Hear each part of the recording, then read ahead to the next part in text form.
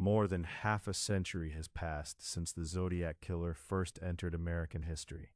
The murders happened decades ago. The letters have aged, the newspaper headlines have faded, many of the original investigators are gone. Some witnesses have passed away, entire generations have grown up hearing the name without fully understanding the case, and yet the mystery remains. Who was the Zodiac? It is one of the most famous unanswered questions in criminal history. For decades, investigators pursued suspects. Journalists wrote books. Documentary filmmakers produced countless theories. Amateur researchers spent years studying evidence. The public examined every clue, every letter, every fingerprint, every witness statement, every cipher, and still no definitive answer emerged. The Zodiac became something larger than a murder investigation. He became a symbol of uncertainty itself. The possibility that a killer could stand in plain sight, leave behind evidence, taunt investigators, and still escape identification. Among all the suspects associated with the case, one name appears more often than any other: Arthur Lee Allen. For many years, Allen was considered the strongest Zodiac suspect. Born in Hawaii and later living in California, he attracted attention for numerous reasons. Some investigators believed his behavior matched aspects of the killer's personality. Some acquaintances reported disturbing statements. Others described strange interests. Over time, the evidence against him appeared to grow. There were reports that Allen owned watches featuring symbols similar to the Zodiac crosshair. There were allegations regarding statements he supposedly made about hunting people.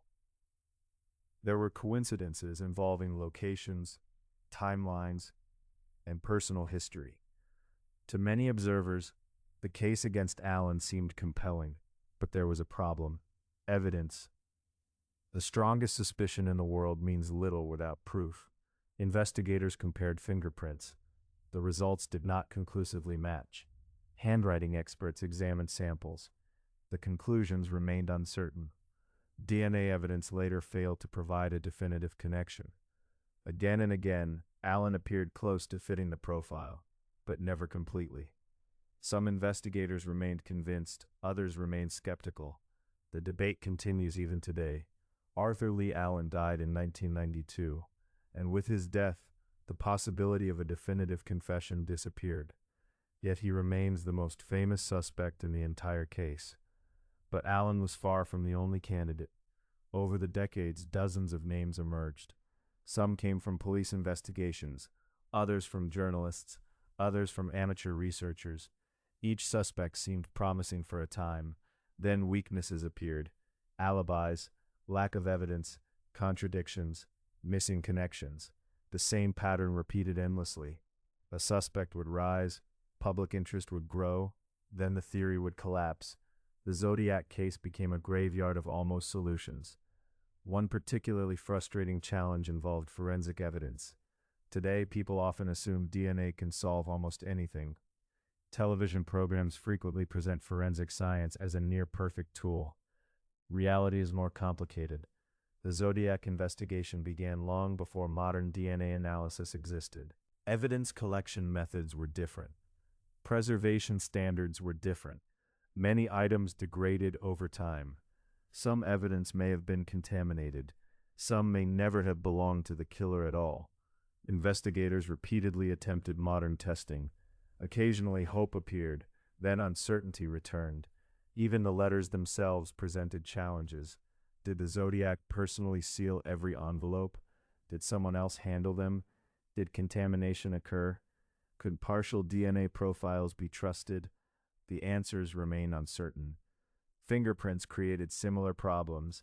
Several prints were recovered during the investigation, but investigators never achieved universal agreement regarding which prints actually belonged to the killer. Some may have come from innocent individuals, some may have come from investigators, some may not have been connected to the crimes at all. The result was frustration. The evidence existed, but certainty remained elusive, and certainty is exactly what criminal investigations require. The Zodiac also benefited from timing. The late 1960s and early 1970s lacked many investigative tools available today. No internet, no digital surveillance, no cell phone records, no modern databases linking information instantly across jurisdictions.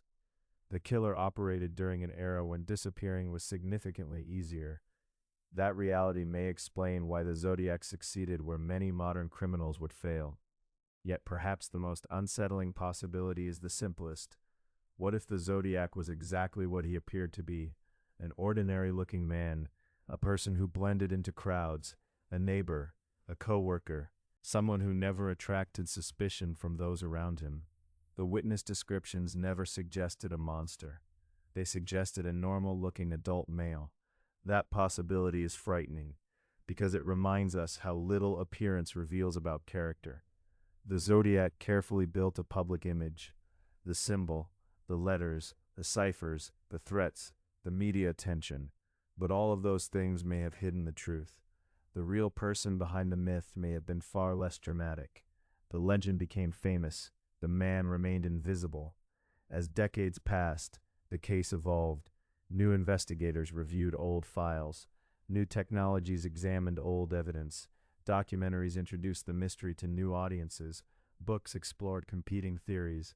Yet every effort reached the same conclusion.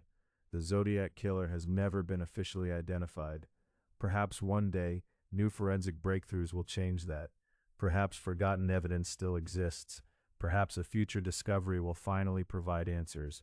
Or perhaps the mystery will remain unsolved forever. That possibility is difficult to accept. People naturally seek closure. We want answers. We want certainty. We want justice. But history does not always provide those things. Some mysteries remain mysteries. The Zodiac case may be one of them. What lessons can be learned from this story? First, real victims must never be forgotten. The Zodiac became famous. His symbol became famous.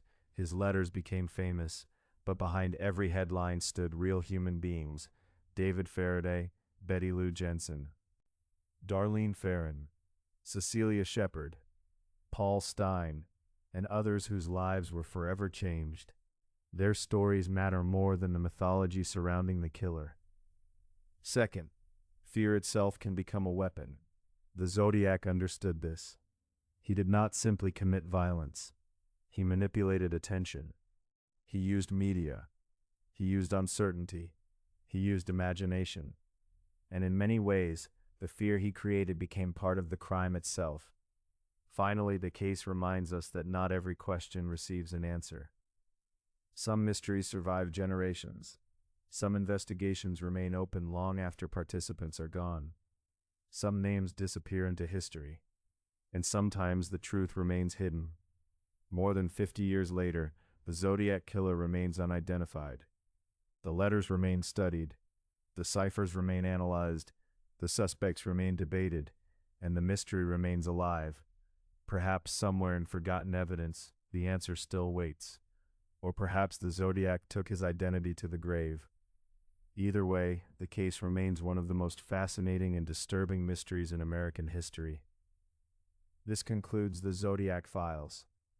For more mysteries, more disappearances, more disasters, more survival stories, and more untold human history, subscribe to Echoes of Humanity TV, youtube.com/Echoes of Humanity TV. Thank you for joining us on this journey through one of the world's most enduring unsolved mysteries. And remember, sometimes the most haunting mysteries are not the ones we solve. They are the ones that refuse to be solved at all.